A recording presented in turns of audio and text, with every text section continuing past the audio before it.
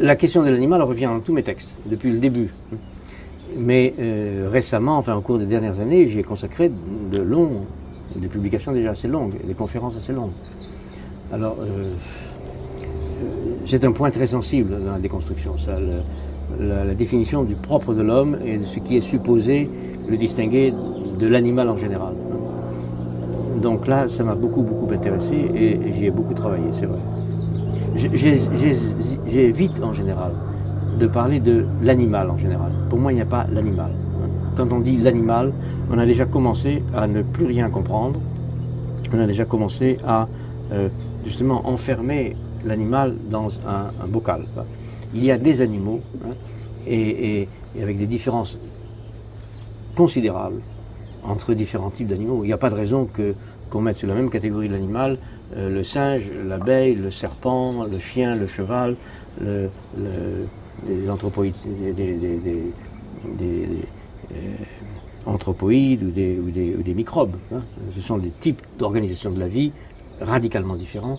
Et déjà, le geste qui consiste à dire l'animal et de ranger dans cette catégorie aussi bien le chimpanzé que la fourmi est un geste de répression violente, d'enfermement violent de la part de l'homme.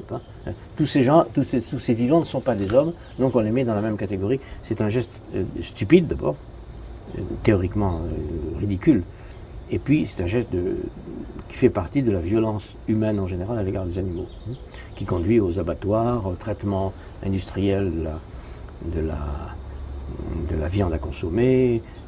Toutes les violences contre l'animal sont en germe dans cette simplification conceptuelle qui consiste à dire l'animal en général. Donc quand je fais attention à mon langage, je ne parle jamais de l'animal. Je dis les animaux, ou tels animaux.